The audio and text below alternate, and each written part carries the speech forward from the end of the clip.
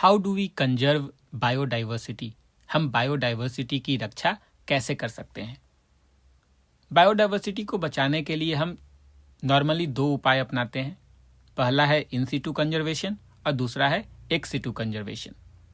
जब हम पूरे इकोसिस्टम की रक्षा करते हैं, पूरे जंगल को बचा लेते हैं, तो जंगल में पाए जाने वाले सारे जानवर, सारे पेड़ पौधे अपने आप बच जाएंगे।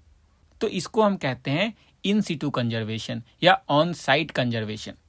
जब हम किसी वाइल्ड एनिमल की रक्षा उसके नेचुरल हैबिटेट में करते हैं तो उसको हम इन सिटू कंजर्वेशन कहते हैं। आजकल जिस तरीके से डेवलपमेंट का नशा हमारे सर पर चढ़कर बोल रहा है, उस नशे में हमने इन्वायरमेंट को, इकोलॉजी को बर्बाद कर रखा है। सारे पेड़ पौधे हमने काट दिए, शहरों को कंक्रीट का जंगल बना दिया। इसीलिए जब दिल्ली में एयर पॉल्यूशन बढ़ जाता है तो हमें घर में एयर प्यूरीफायर लगवानी पड़ती है, क्योंकि जो नेचुरल एयर प्यूरीफायर हैं, जो ट्रीज हैं, उसको तो हमने काट दिया है। इस प्रॉब्लम को काफ़ी समय पहले कुछ बुद्धिजीवियों ने आइडेंटिफाई किया कि जैसे जैसे सारे देश डेवलपमेंट की ओर ध्यान देंगे, वैसे वैसे वहाँ इकोलॉजी का डिस्ट्रक्शन होगा, बायोडाइवर्सिटी का डिस्ट्रक्शन होगा। तो उन्होंने एक सुझाव दिया कि क्यों ना हम ऐसे बायोडाइवर्सिटी हॉटस्पॉट को आइडेंटिफाई करके बचाएं उनको, जहां पर एरिया भले ही उस बायोडाइवर्सिटी हॉटस्पॉट का कम हो, पर स्पीसीज रिचनेस, वहां पर काफ़ी सारे वाइल्ड लाइफ हों, फॉरेस्ट हों, अगर हम उन्हें बचा लें तो कम से कम यही बेहतर होगा। कुछ ना सही से कुछ होना तो सही है। तो आज पूरी दुनिया में 34 ऐसे बायोडाइवर्सिटी हॉटस्पॉट को आइडेंटिफाई किया गया है, जो कि एरिया में नेग्लिजिबल 2% या 3% होंगे। लेकिन अगर हम उसे प्रोटेक्ट कर लें तो जो मास एक्सटिंक्शन हो रहा है, जिस तरीके से हम बायोडाइवर्सिटी को डिस्ट्रॉय कर रहे हैं, उसमें 30% तक हम कमी ला सकते हैं। ऐसे 3 बायोडाइवर्सिटी हॉटस्पॉट भारत में भी हैं। एक है western Ghat and Sri Lanka, then Indo Burma, और तीसरा है हिमालय।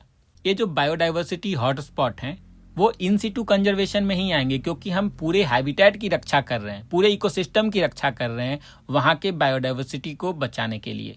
इन सिटू कंजर्वेशन में एक टर्म आता है इंडेमिज्म। ये इंडेमिक क्या होता है? मैं अगर कह दूं कि राइनोसेरस जो है वो काजीरंगा में इंडेमिक है, इसका क्या मतलब होगा? इसका मतलब ये होगा कि जो राइनोसेरस है वो केवल काजीरंगा में ही आपको मिलेगा और दुनिया के किसी भी इलाके में नहीं मिलेगा।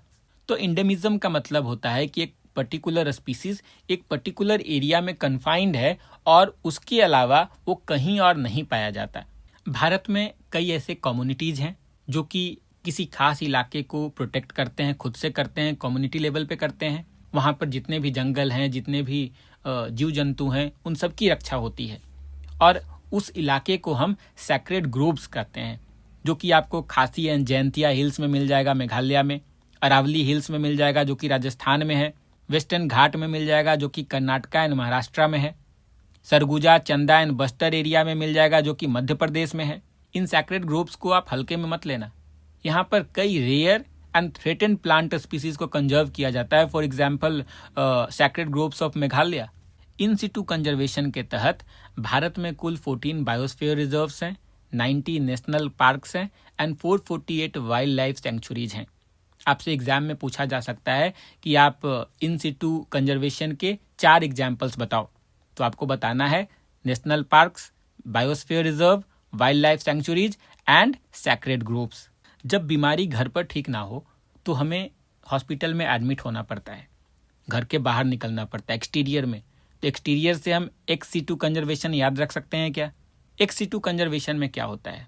जब किसी वाइल्ड हैबिटेट को, किसी जानवर को या किसी भी स्पीसीज को उसके नेचुरल हैबिटेट में कंजर्व करना पॉसिबल नहीं होता, तो हम उसे उसके नेचुरल हैबिटेट से निकालकर किसी और जगह कंजर्व करते हैं। अगर काजीरंगा में राइनोसेरस को प्रोटेक्ट करना आसान नहीं होगा हमारे लिए, तो हमको वहाँ के राइनोसेरस को कहीं और शिफ्ट करना होगा। फॉर एग्जाम्पल, भारत में सारे चीतों को तो हमने मार दिया, तो हमने नामीबिया से फिर चीता इंपोर्ट किया, साउथ अफ्रीका से चीता इंपोर्ट किया। तो उन चीता जो अभी कूनो नेशनल पार्क में जो चीता लाए गए हैं भारत में, उनका नेचुरल हैबिटेट तो नामीबिया है, साउथ अफ्रीका है, लेकिन वहाँ से हमने भारत में उन्हें ट्रांसलोकेट किया है और यहाँ पर कंजर्व कर रहे हैं। तो ये एक्स सिटू कंजर्वेशन में आएगा। एक्स सिटू कंजर्वेशन के कुछ एग्जाम्पल्स हैं जो कि एग्जामिनेशन पॉइंट ऑफ व्यू से काफ़ी इंपॉर्टेंट हैं। Zoological parks, botanical gardens and wild life safari. यहाँ पर आपको ध्यान देना है कि वाइल्ड लाइफ सैंक्चुरी इन सिटू कंजर्वेशन में आता है, जबकि wild life safari ex situ conservation में आता है। तो एग्जाम में आपको कंफ्यूज करने के लिए इन दोनों में से कोई एक दे दिया जाएगा, तो इन दोनों को आपको ध्यान में रखना है कि कौन किस मोड ऑफ कंजर्वेशन में आएगा। एक्स सिटू कंजर्वेशन में सीड बैंक्स भी आते हैं, तो ये भी आपको एग्जामिनेशन पॉइंट ऑफ व्यू से याद रखना है। कई ऐसे कॉमर्शियली इंपॉर्टेंट प्लांट्स हैं जिनके सीड्स को काफ़ी समय तक कंजर्व रखा जाता है। अब तो साइंस इतना एडवांस हो चुका है कि कई स्पीसीज के गैमेट्स जो हैं वायबल कंडीशन में उनको क्रायो प्रिजर्वेशन टेक्निक के जरिए -190 डिग्री सेल्सियस पर लिक्विड नाइट्रोजन में कंजर्व कर दिया जाएगा, और जब जरूरत हो तो इन विट्रो फर्टिलाइजेशन करवा के उस स्पीसीज को फिर से जनरेट किया जा सकता है। तो आप समझ सकते हो कि किस लेवल पर अब एक्स सिटू कंजर्वेशन को अंजाम दिया जा सकता है। टिश्यू कल्चर के जरिए हम प्लांट्स को कहीं पर अगर प्रोपगेट करवा रहे हैं तो वो भी एक एक्स सिटू कंजर्वेशन का ही एग्जाम्पल है। हम सबको ये समझना होगा कि जो बायोडाइवर्सिटी है वो लाइन खींच देने से बट नहीं जाती, जिस तरीके से सरहद खींच देने से दो देश बट जाते हैं। ये हमारी साझा विरासत है, हमें मिलकर बायोडाइवर्सिटी और क्लाइमेट को बचाना होगा, वरना ग्लोबल वार्मिंग का दंश हम सभी को झेलना होगा।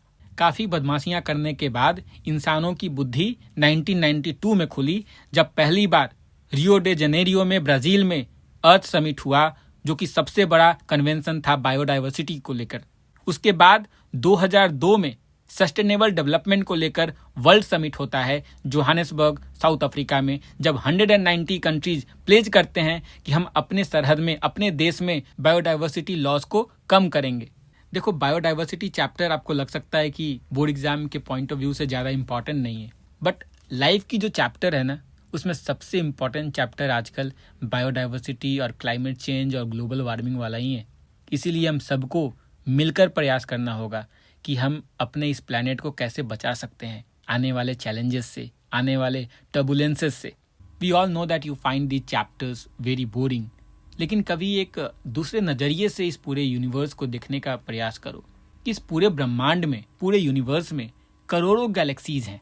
उसमें से एक गैलेक्सी है मिल्की वे गैलेक्सी, जिसमें करोड़ों स्टार्स हैं, जिसमें एक हमारा सन है, जिसके चारों ओर हमारी धरती चक्कर लगाती है। केवल यहीं पर अब तक लाइफ पाया गया है।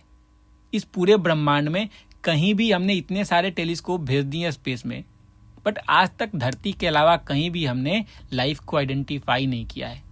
तो इस सुनहरे इतने प्यारे अर्थ की रक्षा करना हमारी नैतिक जिम्मेदारी है। ये प्लैनेट हम सब का है, जिसे हम यहाँ पे रहने वाले एनिमल्स और प्लांट्स के साथ शेयर करते हैं, और इन सब के प्रति हमारी एक कमिटमेंट होनी चाहिए। इन सब की रक्षा करना हमारी जिम्मेदारी होनी चाहिए।